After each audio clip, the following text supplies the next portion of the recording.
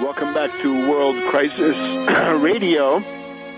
If people ask me what can they do to support the work that I do, buy my books. Go to Tarpley.net, buy those books. Buy Obama, the Postmodern Coup. You'll understand what's going on across the Middle East. Buy Surviving the Cataclysm. You'll understand what's going on with the economics and the budget. And buy 9/11 Synthetic Made in USA.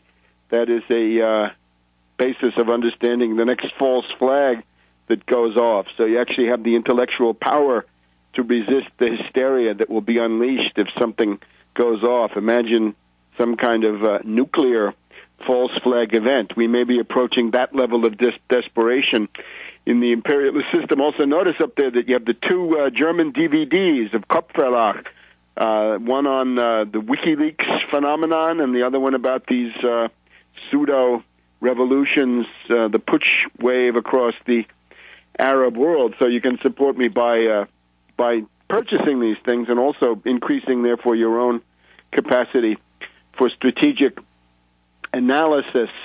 That's Tarpley.net and the Twitter feed Webster G. Tarpley, where I try to announce these media appearances. Right, happy to be on WBAI New York last Sunday evening.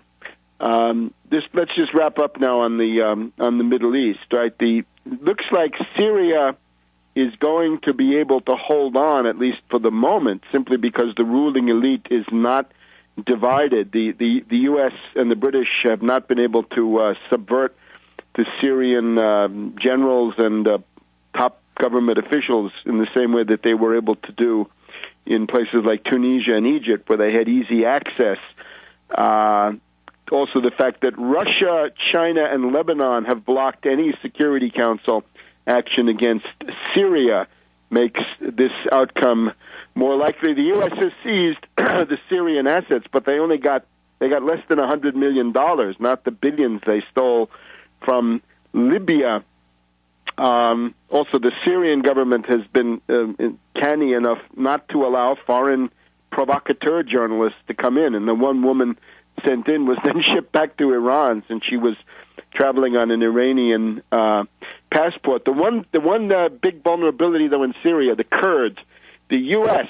is the patron of the Kurds, and the Kurds can be used to attack both Turkey and Syria, as well as Iraq, where they are based. So watch out for the U.S. mobilizing those Kurds. There are some signs of that. Now, when we get to Libya, it's clear what the NATO strategy now is. It's a strategy of desperation. NATO wants to kill Gaddafi. They have made numerous bombing attacks on Gaddafi's leadership council. They've been trying to assassinate him with all of their means. This is now assassination as a tool of international policy, attacking the Gaddafi compound, attacking the television. The shame of the British. Jalil visits number 10 Downing Street. How many terrorists have they had in there? Probably not so many in such prominent display as Jalil. There's also the problem that we see the Libyan rebels are going to run out of money, and therefore we have Jalil going to London, and we have the other guy that they consider presentable, not the Al-Qaeda or Libyan Islamic Fighting Group guys, but Jibril. Jibril is at the White House. This is the shame of the United States. The terrorist frontman Jibril visits the White House, and what he wants from the U.S. is full diplomatic recognition. Well, if you, dear Obama, and you, dear Hillary, grant full diplomatic recognition, be it de jure or de facto, to this gang of the Benghazi Rebel Council, with their, again, half of them still secret as far as I can tell, half of them therefore suspected of being full-fledged members of Al-Qaeda and the Libyan Islamic Fighting Group, you will be handing the next Republican presidential candidate a huge, immense issue to beat you over the head in the 2012 election campaign. Imagine Obama recognizes terrorist government of Libya, and of course Jibril doesn't want just recognition. He's in Washington to demand and gave an appearance at the Brookings Institution. The Brookings Institution hosting a terrorist frontman. How embarrassing for them. He wants money.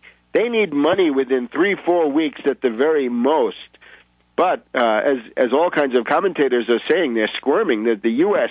Doesn't really know who these people are. They fear the presence of terrorists, of people left over from Al-Qaeda who fought the U.S. in Afghanistan and in Iraq. Thank goodness. And I hope that the essay that I wrote about that West Point report, you can read this all at tarpley.net, that Darna, of course, the city council of Darna is run by Al-Qaeda and the Libyan Islamic fighting group. So if they dare to transfer money, weapons, or give diplomatic recognition, this will come back to haunt you, Obama, and this will play into all kinds of pre-existing public doubts about this entire thing. So it's time to end this. Now, the Turks say they want it to end in a week. The week has basically gone by.